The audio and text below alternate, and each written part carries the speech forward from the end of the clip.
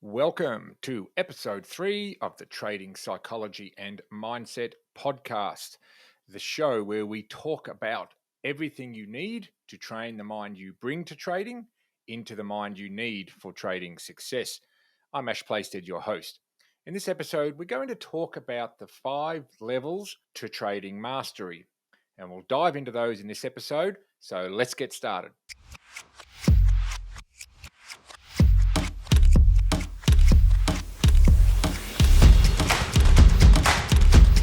The 5 levels to trading mastery. Let's talk about a quick summary of what they are, and then I want to dive into some detail about each one, and then flesh out a little bit about the traps and dangers that can reveal themselves to a lot of traders at different stages. So these 5 stages are stage 1, unconscious incompetence; stage 2, conscious incompetence; stage 3, and this is the Eureka moment, conscious competence; stage 4, which is unconscious competence, which is where a lot of people think mastery is achieved. Mastery actually comes at stage 5, which is reflexive competence.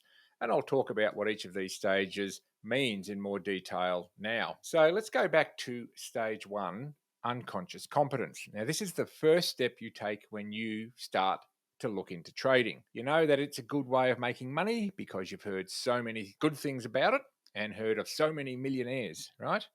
Unfortunately, just like when you first desire to drive a car and you think it'll be easy, after all, how hard can it be? Prices either go up or they go down. What's the big secret to that then? Let's get cracking. Unfortunately, just as when you first take your place in front of the steering wheel, you find very quickly that you haven't got the first damn clue about what you're trying to do. You take a lot of trades, you take a lot of risks. When you enter a trade, it turns against you, so you reverse and it turns again and again and again. Now, you may have had some initial success, and that's even worse because that tells your brain that this is really simple and you start to risk more money. You try to turn around your losses by doubling up every time you trade. Sometimes you'll even get away with it, but more often than not, you'll come away scratched and bruised and significantly poorer. And you're totally oblivious to your incompetence at trading. That is stage 1. That's where we all begin, or 99.99% of us begin, no matter what competencies we bring to the table. Stage 2, conscious incompetence. Now, stage 2 is where you realize that there is more work involved in trading and that you might actually have to figure a few things out. You consciously realize that you are an incompetent trader. You don't have the skills or the insight to turn a regular profit. So now you set about investigating, then buying trading systems and ebooks galore. You read websites based everywhere from the USA to the Ukraine to Australia to everywhere, and you begin your search for the Holy Grail. Now, during this time, you will be what I would call a system nomad. You'll flick from method to method, day by day, week by week, never sticking with one long enough to actually see if it works. Every time you come upon a new tool or indicator, you'll be ecstatic that this is the one that will finally make all the difference. You'll test out automated systems, you'll play with all sorts of technical tools, moving averages, Fibonacci lines, support and resistance, pivots, waves, fractals, divergencies, DMI, ADX. You'll even get into astrology and 100 other things, all in vain. You know, the vain hope that your magic system starts today. You'll also become a top and bottom picker, right?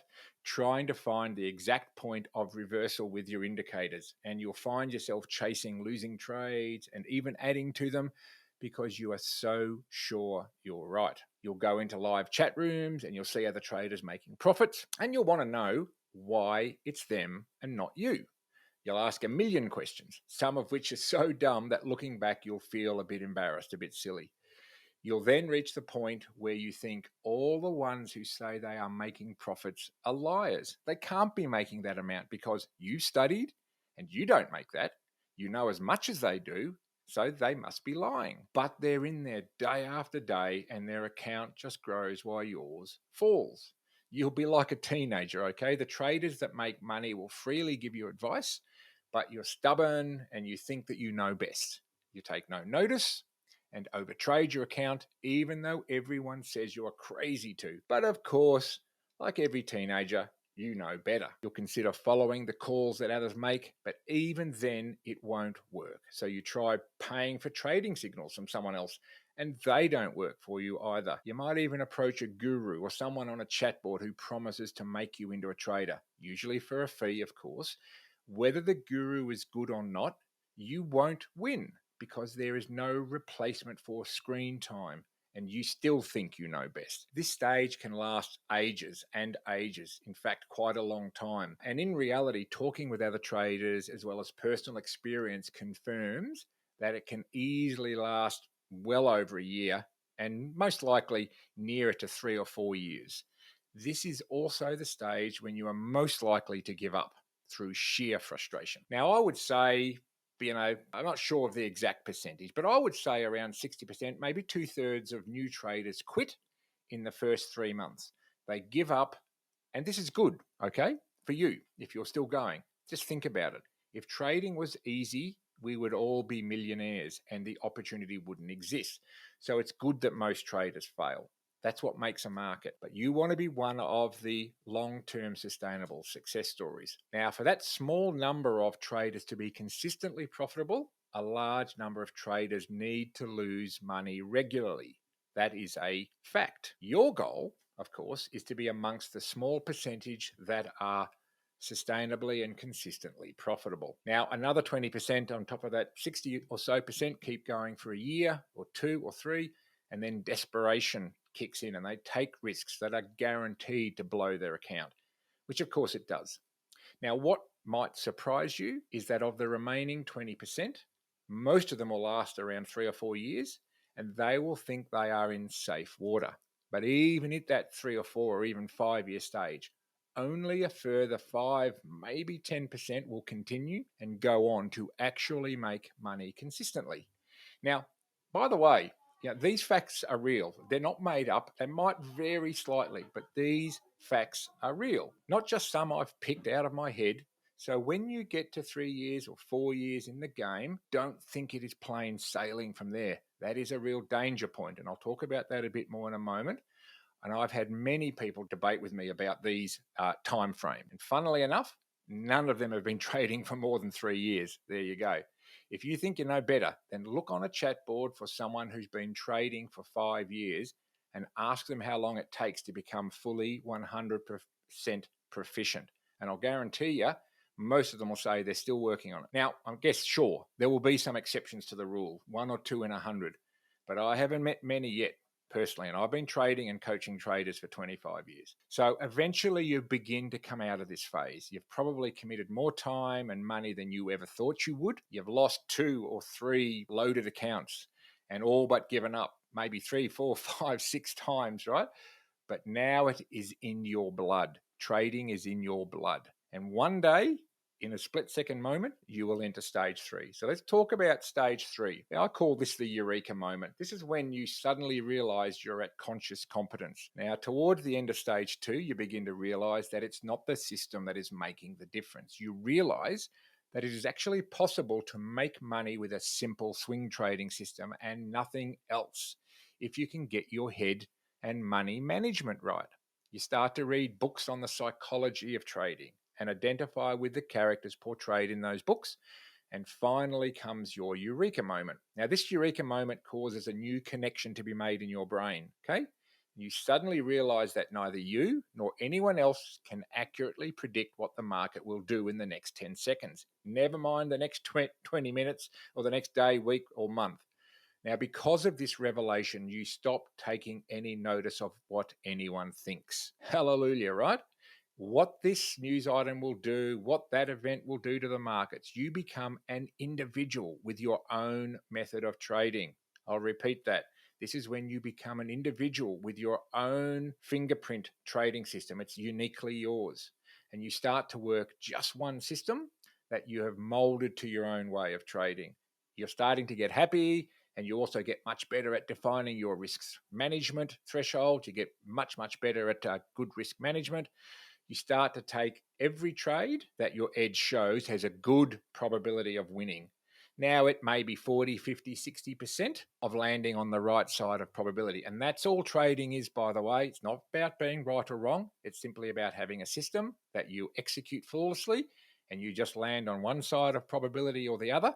And if you've got a good risk return ratio, you've only got to win 50% of the time and you'll be profitable. Now, when the trade turns bad at this stage, you don't get angry or try to get even, because you know in your head that you couldn't possibly predict it. It isn't your fault. Now, as soon as you realize that the trade is bad at this stage, you close it. You take the loss as a learning opportunity and not as a reflection of your personality or intrinsic value, right? The next trade or the one after it or the one after that will have higher odds of success because you know your system works if executed over a larger number of trades, the law of large numbers. And you stop looking at trading results from a trade to trade perspective and you start to look at your weekly figures, knowing that one bad trade does not a poor system make, okay? And you've realized in this instant that the trading game is about one thing, and that thing is, and listen up, consistency of your edge coupled with the mind you bring to the moment of performance.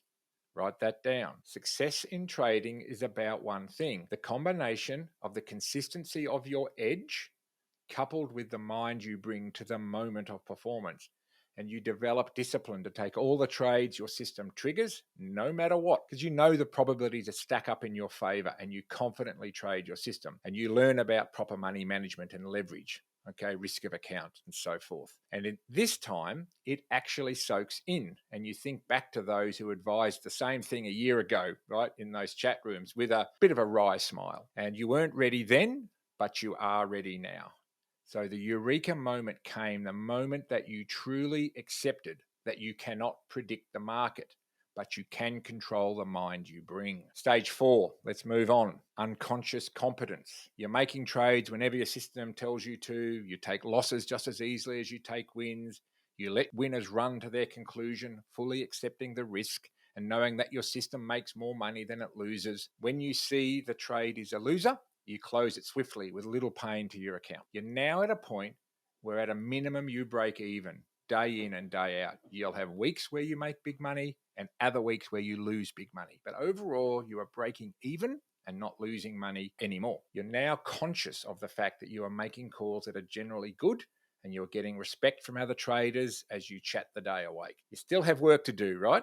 And you work at it and think about your trades. But as this continues, you begin to make more money than you lose consistently. You'll start the day on a good win, then take a loss, and you'll have no feeling that you've given these profits back because you know that it will come back to you again. And you know instinctively at this stage that the market always gives more trading opportunities. It's one of the greatest advantages of trading is you don't have to be in the market all the time. The market always gives more trading opportunities, always has and always will. And you'll slowly begin to make consistent profits week in and week out. Now, I want to move on to stage 5. Just before I do, I want to mention a statistical anomaly here that trips up a lot of traders. At this stage 4 of conscious competence, or unconscious competence, I should say, at this stage, a lot of traders fail at this stage. It's a very dangerous stage 4 because a lot of traders think they've figured everything out and they don't continue to work on themselves. This is where it gets really dangerous. So we must now be looking to push ourselves to that level of mastery, which is what I call reflexive competence. Okay, so now we're cooking, all right? Just like driving a car. Every day you get in your seat, you buckle up and trade. You do everything now on a completely reflexive, unconscious level where you're making decisions in real time, just like driving. When things appear in your peripheral vision, you consciously adapt and keep moving forward without getting put off or distracted. That is reflexive competence. And you're running on autopilot. And you start to pick the really big trades, and getting big profits in a day doesn't make you any more excited than getting none. You see the newbies in the forum shouting, go market, go, just like you used to, as if they are urging on a horse to win in the Grand National, and you see yourself. But from many years ago, now this is trading utopia. This is where the 1 to 5%, if they stick at it and continue to work on themselves, end up or should be looking to end up. You have mastered your emotions and you're now a trader with a rapidly growing account. You'll continue to work on that mental muscle. Mental fitness is the key here, not changing systems. Mental fitness, and it needs to be worked on every day. So at this stage, you've become a bit of a star in the trading chat room and people are listening to what you say. You might even write your own book. You might even coach other traders at this stage, but people are really looking to your words of wisdom. You recognize yourself in their questions from 2, 3, 4, 5, 6 years ago. You pass on your advice just as others did to you, but you know most of it's futile because they're teenagers. Some of them will get to where you are. Some will do it fast. Others will be slower. Literally hundreds and hundreds, thousands will never get past stage 1 or 2. But a small percentage will. So trading no longer excites you in the way it used to. In fact, it's probably boring you to pieces at this stage. Like everything in life, when you get good at it or you do it for your job, it gets boring. You're doing your job and that's that. You get your enjoyment from other parts of the trading world, not the actual trading. And finally, you grow out of the chat rooms and you find a few choice people who you converse with about the markets without being influenced at all. All the time, you continue to hone your methods to extract the maximum profit from the market without increasing risk. Your method of trading doesn't change, it just gets better. You now have what some people would call intuition. You can now say, with your head held high, I am a trader. But to be honest, you don't even bother telling anyone. It's a job just like any other. Now, I hope you've enjoyed hearing about the journey into a trader's mind. This is what I've experienced personally over my trading journey. It's how I work with clients to take them on that journey to the seeking and the obtaining of level 5 if they're committed to it. Remember that whilst less than 5% will actually make it, the reason for that isn't ability, isn't intellect, isn't knowledge. It's staying power and the ability to change your perceptions, beliefs, and paradigms as new information becomes available. The losers, are those who wanted to get rich quick and approach the market with this blinkered thinking, blinding them to seeing the obvious. A kind of, this is the way I see it, and that's that type scenario, refusing to assimilate new information that changes their perception. Now, personally, I'm more than happy to confess to you that the reason I started trading was because of the get rich quick mindset. I was like that too. Now I see it correctly as a get rich slow profession. Now, if you're thinking about giving up, I have one piece of advice for you. Ask yourself the following question.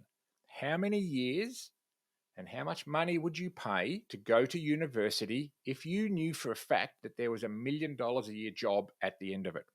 Have a think about that and then take your answer into your commitment to stick at trading. Thanks, everybody. I hope you've enjoyed this episode. I'd love you to go over to subscribe to our YouTube channel, Mindset Reflexology. Go to the website to find the link. Head over to the website to subscribe to my newsletter. The reason I started the newsletter was a lot of people would reach out to me and ask for a written version of what I was talking about.